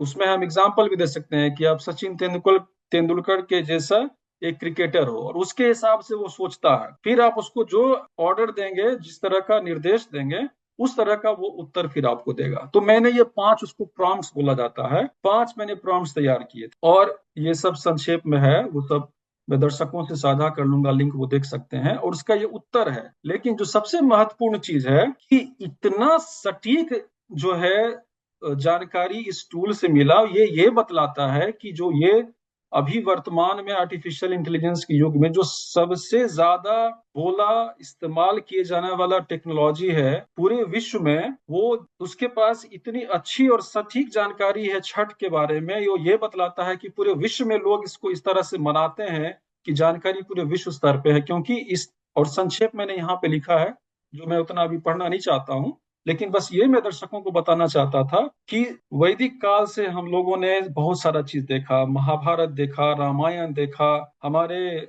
भारत देश पे तरह तरह का जो है आक्रमण अत्याचार देखा, बहुत सारी चीजें हुई, सभ्यता संस्कृति को छिन्न भिन्न करने का प्रयास किया गया। उसमें कई लोगों का, कई संस्था का अलग अलग योगदान रहा, लेकिन जो एक चीज ऐसा अछूता रह गया आज तक, वो है छठ महापर्व। और यह महापर्व बिहार तक नहीं सीमित रह करके यह महापर्व जो है पूरे विश्व में अब फैल गया है, और पूरे विश्व में जाकर के लोग इस चीज को अब मनाते हैं। और जब भी आप किसी नए व्यक्ति से चर्चा करते हैं तो आपको लगेगा कि वो इससे जुड़ेंगे, क्योंकि ये एक ऐसा महापर्व है जहां हम पर्यावरण की बात करते हैं। ये एक ऐसा महापर्व है जहां हम ये बात करते हैं कि जब हम सूर्य को हम अर्घ देते हैं जल का या दूध का, तो कैसे जो है सूर्य की रश्मियां उससे जो है होकर के गुजरती हैं और हमारे शरीर पर उसका जो है सकारात्मक प्रभाव पड़ता है। हम इस पे ये चर्चा करते हैं कि कैसे हम जो है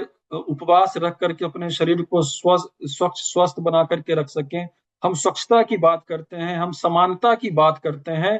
तो जो हम आज पूरे विश्व में, तो हर जगह चर्चा होती है, हमारे देश में भी चर्चा होती है, जिसको कि हम सस्टेनेबल डेवलपमेंट की बात करते हैं, सतत विकास की बात करते हैं, वो पूरा स्वरूप इसमें एक तरह से समाहित है। और पूरे एक मानव का जो, एक पूरी मानव की जो पूरी यात्रा होनी चाहिए, वो पूरी की पूरी यात्रा इसमें समाहित है। और इतनी बातों को बोलने के बाद मैं अपनी वाणी को विराम दूंगा, और जितने भी छठ व्रती हैं, जहां पर भी हैं, जैसे भी बना रहे हैं, उन सभी को मेरा सादर प्रणाम। और आप सभी को छठ माता की, छठ मैया की, बहुत आने वाले छठ महापर्व की ढेर सारी बधाई, शुभकामना। जय छठी मैया।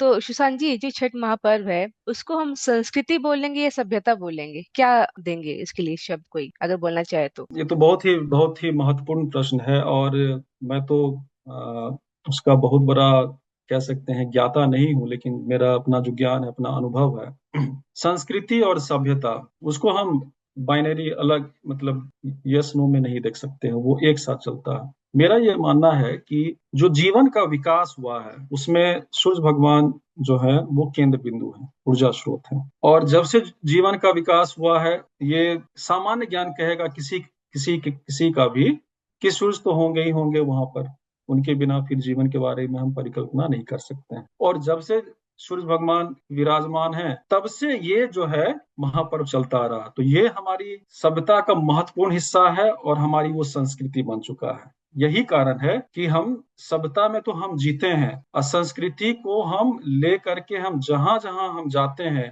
उस संस्कृति को लेकर के जाते हैं। और यही कारण है कि ये जो हमारी संस्कृति, जिस सभ्यता में हम पले बढ़े, इसको प्राप्त किए, आत्मसात किए, और उस संस्कृति को लेकर के हम बिहार से भारत के विभिन्न कोने में, फिर देश के विभिन्न कोने में लेकर के गए, तो हम कहेंगे कि हमारी संस्कृति जो है वो सभ्यता तक ही सीमित नहीं। क्योंकि सभ्यता फिर वो एक भौगोलिक जो है सीमा में सीमित हो जाती है और हम उसको उसी परिदृश्य में देखते हैं।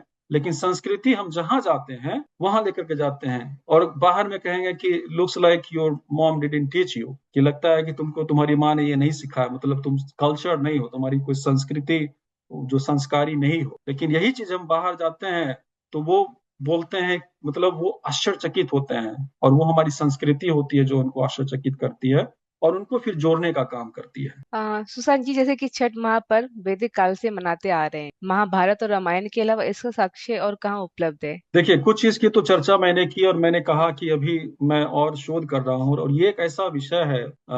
मैं एक वैज्ञानिक हूँ और मेरा अभी मैंने शुरुआत ही की है वेद पुराण या भगवत गीता के अध्ययन करना। जब तक मेरे पास ठोस प्रमाण नहीं होंगे मैं कुछ भी कहना नहीं चाहता। लेकिन अभी तक जो मैंने देखा है, जिसकी चर्चा भी मैंने की, कि वैदिक युग में, ऋग्वेद में, विष्णु पुराण में, हर जगह, लेकिन प्राथमिक रूप से सूर्य भगवान की उपासना के बारे में, आराधना के बारे में, मंत्र के साथ उनके बारे में दिया हुआ है, जो अभी तक मैंने अध्ययन किया है। फिर महाभारत काल में हम जानते हैं, रामायण काल की बात करते हैं, प्रियव्रत राजा की चर्चा करते हैं। लेकिन हम लोग बाकी हर वो चीज जो हम, यदि हम अपने सनातन सभ्यता में जितने भी महान राजा रहे होंगे, हम जहां पर भी देखेंगे कि चूंकि ये कोई पूजा नहीं है, ये ऐसा नहीं है कि कोई पूजा है कि हम एक विधि पूर्वक कर रहे हैं, ये हमारे जीवन का हिस्सा है। जैसे आप बताएंगे कि बिहार में आप जब जाएंगे, सुबह स्नान करने के बाद हर व्यक्ति जो है सूर्य भगवान को अर्घ देता ही देता। तो ऐसा नहीं है कि हम ये सोच के चलते हैं कि हमको पूजा करनी है, क्योंकि ये हमारा हिस्सा हो गया है।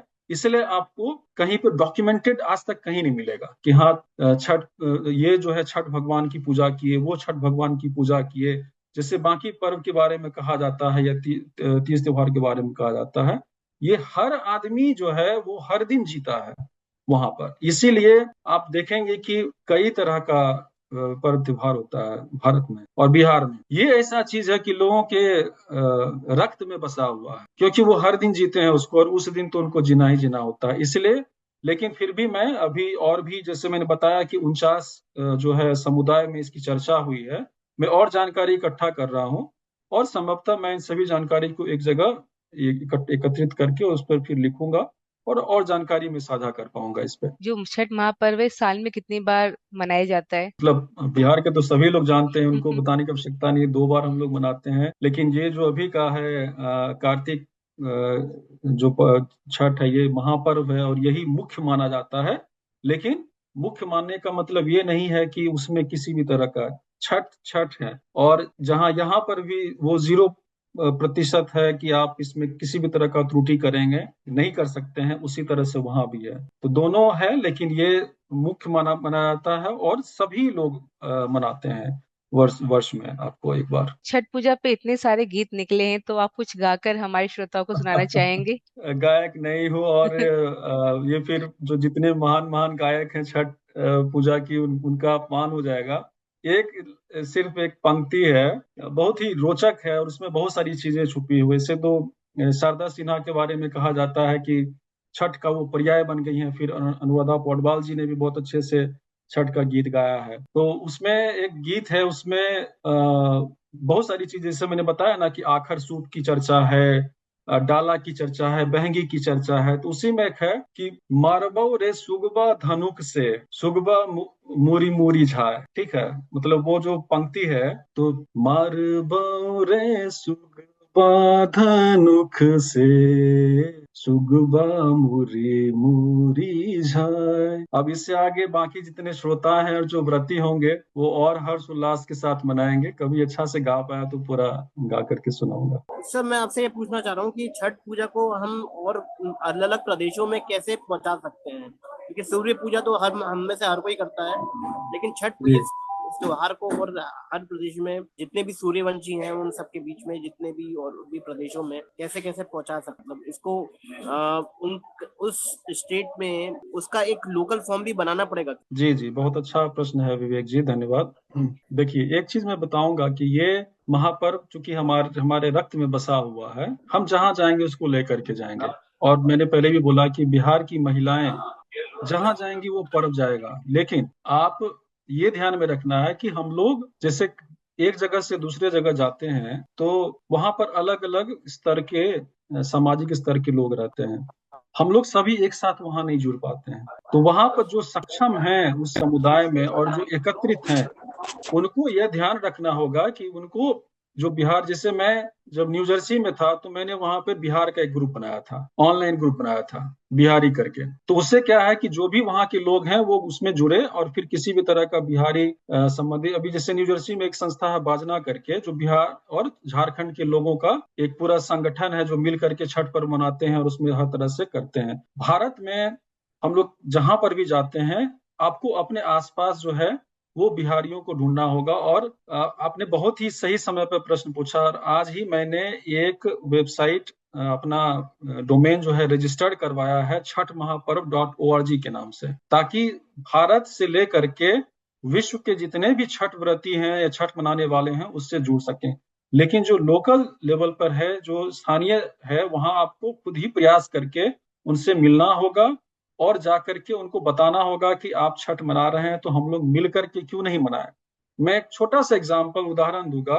मेरी बहुत ही अभिन्न मित्र हैं, वो भारत के ही एक दूसरे हिस्से में रहती हैं जहां बहुत ही प्रचलित नहीं है, लेकिन वहां पर जो आपको जो रोजगार करने के लिए लोग जाते हैं, लेबर का कार्य करने के लिए जाते हैं, श्रमिक हैं, वो लोग मिलकर के छठ मना रही हैं वहां पर, बिहार की हैं वो लोग। तो उनको हो सकता है कि जो बाकी लोग हैं, मान लीजिए कि कोई बड़े संस्थान में काम कर रहे हैं, उनके साथ संपर्क नहीं हो, तो जो बड़े संस्थान में काम कर रहे हैं उनको वो ढूंढना होगा। क्योंकि यदि हम संस्कृति की बात करते हैं तो हमको अपना प्रयास करना होगा, उनको ढूंढना होगा कि हमारे आसपास में वैसे कौन से लोग हैं जो बिहार से हैं, और उनको किसी और छठ में हम पहले से ही ये एक तरह से कह लें कि रणनीति बना ले कि हाँ उस क्षेत्र में मान लीजिए कोई तालाब है, नहीं है, स्विमिंग पूल में हम जाते हैं पैसा खर्च करने के लिए, हम स्विमिंग पूल जो है पैसा दे करके हम ये कर लेंगे, रेंट कर लेंगे, वहां सभी लोगों को हम फिर आमंत्रित करेंगे कि आप आइए वहां और आकर के जो है छठ पर्व मनाइए। तो प्रयास हम लोग को करना होगा धीरे धीरे। लेकिन आप देखेंगे कि जो बिहारी हैं वो कहीं न कहीं जाकर के एक साथ वो जुड़ते ही हैं जब छठ का समय आता है।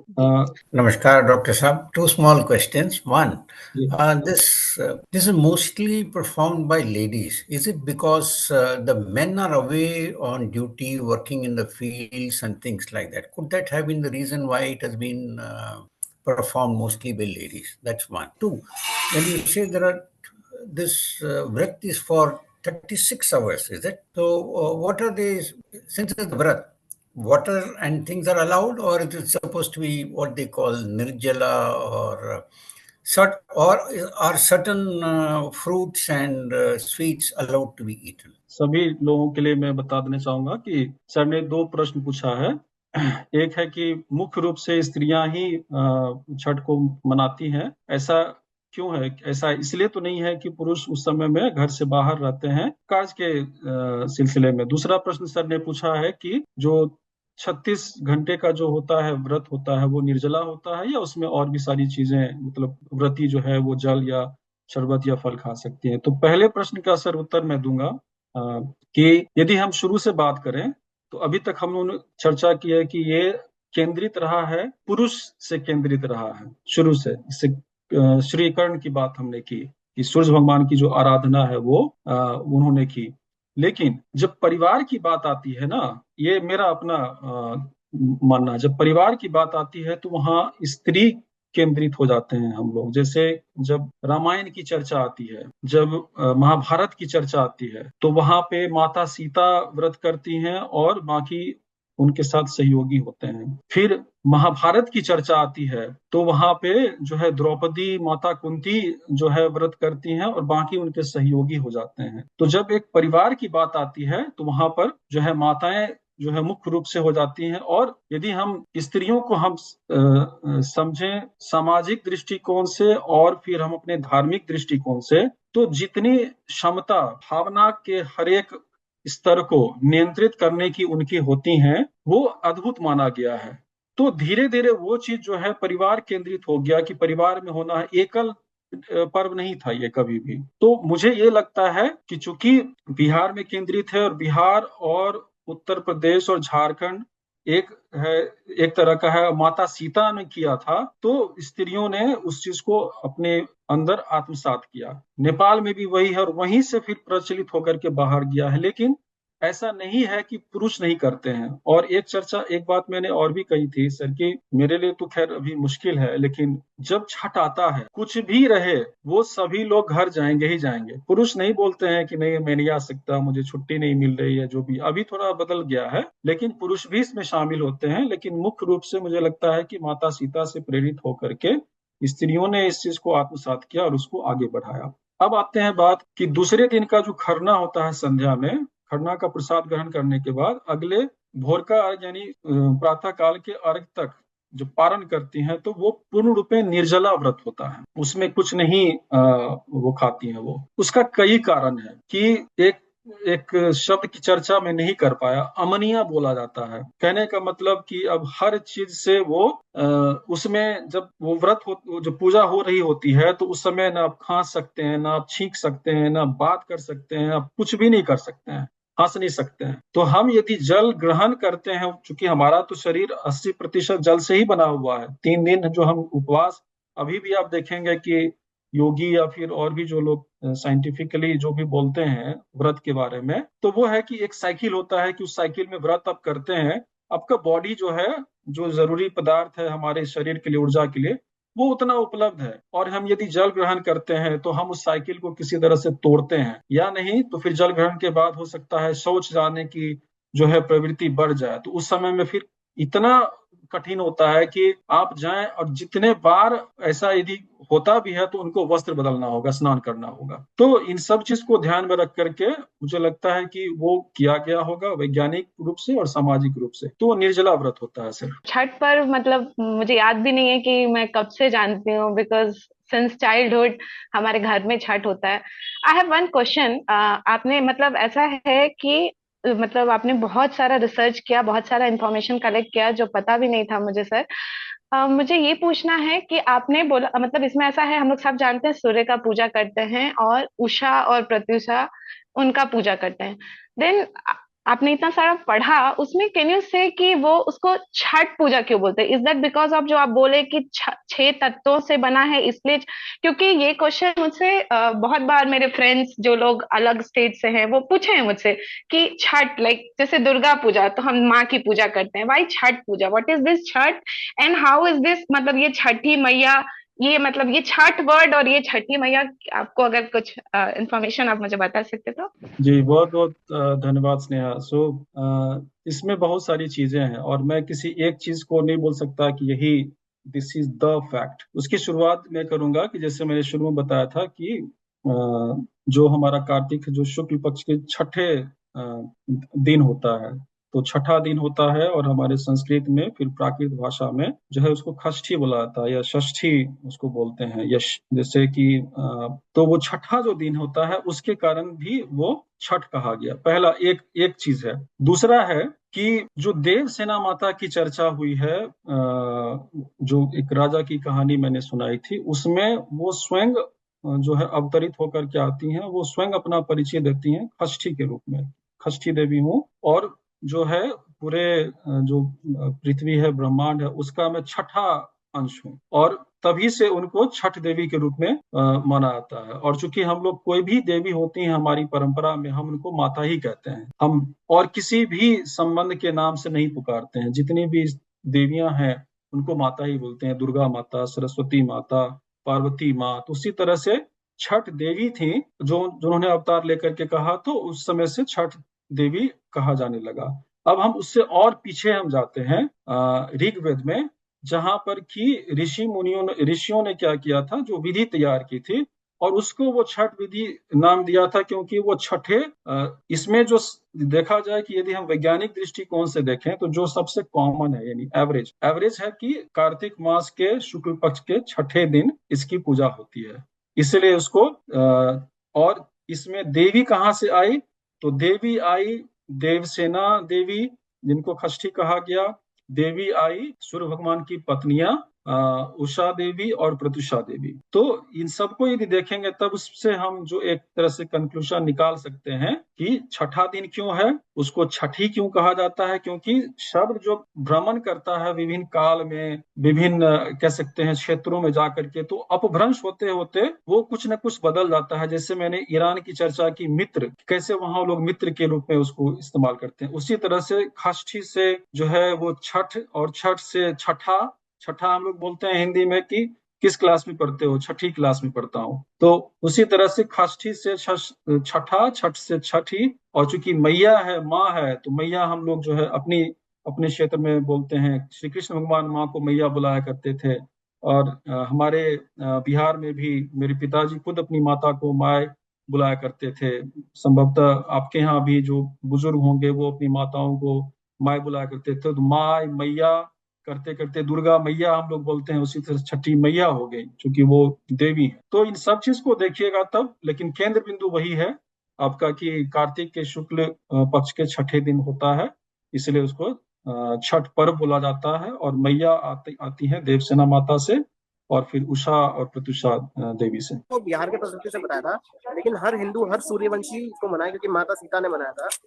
तो इसको हर हिंदू तक पहुंचाने का हमें क्या करना चाहिए, इससे एकता भी आएगी। अब क्या है कि सबसे पहले तो यह स्वतः लोग जान रहे हैं इसके बारे में, और चूंकि ये कोई ऐसा चीज नहीं है कि जिसको हम तुरंत हम अडेप्ट कर लेंगे, इसको जीना होता है। तो पहले तो हम उसकी महत्ता के साथ लोगों को, उसका सबसे जो, मैं यदि शॉर्ट में उसका आंसर करूं, तो जैसे मान लीजिए कि आप अपने घर में छठ मनाते हैं, आप अपने आस पड़ोस के लोगों को, उनको आप अपने यहाँ आमंत्रित कीजिए उस पूरे पर्व के दौरान।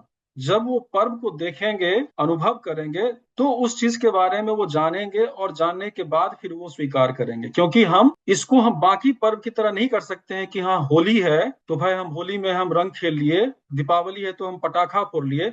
उस तरह से हम इसको नहीं लेकर के चल सकते हैं, ये बहुत ही संवेदनशील पर्व है। तो आप अपने यहाँ आमंत्रित कीजिए लोगों को अपने पर्व में, मैं भी करूंगा आने वाले समय में, मेरा अपना है उस तरह से। और जहां पर भी आप कर रहे हैं आमंत्रित कीजिए, लोग उसको जानेंगे, और फिर आप बोलिए, या नहीं तो आप उनको बोलिए कि हाँ आप करना चाहते हैं, या आप इसकी महत्ता समझते हैं, नहीं है, या आप करवाना चाहते हैं। करना भी जरूरी नहीं है, यदि उनके बदले आपके परिवार में या कोई भी है जो करते हैं, यदि उनके बदले में वो कष्ट ले। हर आदमी आज के समय में किसी टैरो कार्ड के पास जाता है, ज्योतिषी के पास जाता है, या फिर किसी न किसी के पास जाता है समस्या का समाधान लेने के लिए। ये भी है कि आप दूसरे का समस्या का समाधान करने के लिए माँ से आप उनके बिहाफ में जो है कष्ट ले सकते हैं, आपके परिवार में जो भी करते हैं। तो उससे क्या होगा कि उनको लगेगा कि हाँ यह कितना महत्वपूर्ण है, और फिर वो वो जानेंगे।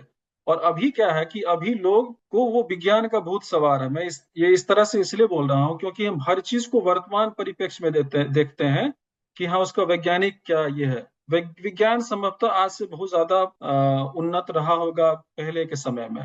तो हर चीज को हमको जस्टिफिकेशन नहीं देखना, इसका पूरा प्रक्रिया देखेंगे तो ये अपने आप में पूरा जीवन है, जो कि मैंने पहले ही जो है स्लाइड में मैंने बताया था। तो आप आमंत्रित करें लोगों को, उनको बताएं, और उनको फिर वो स्वतः प्रेरित होंगे। लेकिन हमको ये ध्यान में रखना है हम लोगों को कि हम होली या सभी पर्व हमारे लिए महत्वपूर्ण है, लेकिन कभी कभी क्या होता है कि हम होली में हम लोग बोलते हैं कि नहीं रंग से एलर्जी हो गया, हम नहीं रंग लगा सकते हैं, ठीक है। या फिर कहीं पे जो है वो बहुत ही खराब ढंग का रंग बेचने लगा। दीपावली में कोई प्रतिबंध लगा दिया कि पटाखा नहीं फोड़ सकते हैं। यहाँ वो सब चीज नहीं चलने वाला है। यहाँ पर वो 0% जो है एरर का ये है और 100% डिवोशन का है। तो ये हम प्रेरित ही कर सकते हैं और लोग स्वतः ही स्वीकार करेंगे, लेकिन वो कर रहे हैं। क्योंकि यहाँ पे सिर्फ भारतीय समुदाय नहीं, मैं और लोगों से मैं बातचीत करता हूँ, बहुत ज्यादा वो मतलब इन सब चीज को लेके बहुत ही प्रेरित होते हैं। लेकिन करना उनके लिए थोड़ा मुश्किल होगा, क्योंकि वो जब तक वो समझेंगे नहीं कैसे करना है, क्या करना है। तो इससे अच्छा है कि आप जो है आप आमंत्रित करें, उसके बाद देखिए आगे तो माता छठ मैया जानेंगी कि कैसे क्या करना है।